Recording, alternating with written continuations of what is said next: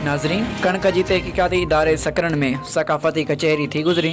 पंहिंजे ॿारनि खे तालीम सां नवाज़ियो। सिंध खे आबाद ऐं सरसब्ज़ करण लाइ ॿूटा ऐं वण लॻाए धरती खे भेटा पेश कयो। सकरन में कणक जे तहक़ीक़ाती इदारे में सकाफ़ती कचहरी थी गुज़री। सकाफ़ती तक़रीब खे कणक जे तहक़ीक़ाती इदारे जे डायरेक्टर सीरियल टेक्नोलॉजी ख़ालिद अहमद अंसारी, प्रिंसिपल साइंटिस्ट ज़फ़र अली खोकर, सीनियर साइंटिस्ट फैज़ मोहम्मद संजरानी, उन मौके ते मोहम्मद इस्माइल लाशारी, मोहम्मद जुम्मन ज़ंवर, रसूल बख्श जमाली, नियाज़ हुसैन लाशारी ऐं ॿियनि सकाफ़ती तक़रीब खे ख़िताब कयो। वधीक तफ़सील सां रोहान news report Mazhar Umrani. Institute wheat research centre सकरन।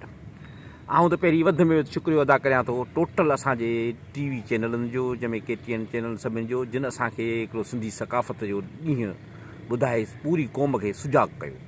असांजी सॼी क़ौम खे अगरि मुतहद कयो त असांजी सभिनी टीवी चैनल मुतहद कयो, जेके असांजा जो हिकु ॾींहुं जेको दिसंबर में जेको हुननि मुक़ररु कयो आहे, इहो तमामु हुन जा वॾा असां ते अहसान आहिनि, वॾा तौरा आहिनि। ऐं इन में असांखे हिकु ॿधी ऐं एके जो सबूत असीं ॾियूं था। असां सभु ओॾी महिल पाण में हिकु आहियूं। इंशा अल्लाह ताला हिन जो अगरि हीउ प्रोग्राम कंटिन्यू रहंदा ईंदा त असां पाण में गॾु रहंदासीं। रहियो मसइलो इहो त असांजो इहो आहे त असां सभिनी दोस्तनि खे इहो मशवरो हूंदासीं त कोशिशि करे वण वधि में वधि लॻायो, छो त असांजे सिंध जी मौसम हिन वक़्तु एॾी ख़राबु थींदी पई वञे, गर्मियूं असां वटि एतिरियूं वधंदी पियूं वञनि, सीज़न कंहिं बि क़िस्म जो असांजो साथ नथी ॾे। अगरि असां सभु गॾिजी पाण में वण लॻाईंदासीं ऐं असां एग्रीकल्चर खे त काफ़ी अॻिते वधाईंदासीं त असांखे इंशा अल्लाह ताला असां वटि बरसातूं ऐं असांजो मौसम मुनक़िद कई आहे पंहिंजे इदारे में, कणक जी तहक़ीक़ाती इदारे में वेठा आहियूं, सभु दोस्त गॾु आहिनि। इन हवाले सां त अॼु जीअं हिकिड़ो असांजा आहे सकाफ़ती ॾियारा बि आहिनि, उनजे करे असां इहो मैसेज ॾियणु चाहींदासीं त असां पंहिंजे धरती खे कीअं सरसब्ज़ ऐं शादाब कयूं। उनजे लाइ सभ खां पहिरीं त असां वण पोखियूं। कोशिशि इहा सभु दोस्त इहे कनि त जेतिरो जेतिरो थी सघे त वण पोखियो, छो त मौसम जी जेका आलूदगी आहे उनजे करे असांजा जेके ॿेला आहिनि इहे तमामु ख़तमु थी विया आहिनि, वढिजी विया आहिनि। उनजो छा सबबु आहे त असां कोशिशि कयूं त जीअं असां पंहिंजे इदारनि में वण लॻायूं, ॿूटा पोखियूं, उनखे सरसब्ज़ ऐं शादाब कयूं।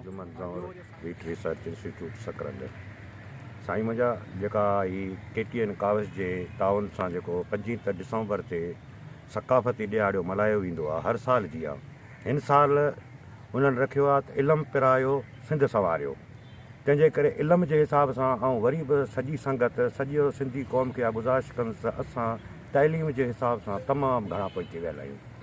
तंहिंजे करे आउं सभिनी दोस्तनि खे, ऑफिसरनि खे या नंढे हेठे स्टाफ खे इहा ई गुज़ारिश कंदुसि, पंहिंजनि ॻोठनि में कोशिशि कयो पंहिंजे औलाद खे, पंहिंजे पाड़े वारनि खे, पंहिंजे ॻोठ वारनि खे त तव्हां उन्हनि खे तइलीम, इल्म जी तइलीम जेको आहे तव्हां वीट रिसर्च इंस्टीट्यूट सकरन। जीअं त अॼु जेको हीअ असांजो प्रोग्राम आहे तइलीम जे बारे सां सकाफ़ती ॾियारो मल्हायो थो वञे, उनजे करे मां सभिनी सिंध वासियुनि खे अर्ज़ु कंदुसि त सभई पंहिंजनि ॿारनि खे तइलीम ॾियारियो, पंहिंजो मुल्क संवारियो ऐं वधि में वधि पंहिंजे सिंध में आलूदगी ख़तमु करण जे लाइ वण पोखियो ऐं ज़रात खे हथी वठायो। उनजे करे हीअ अॼु प्रोग्राम रखियो वियो आहे। वधीक दोस्त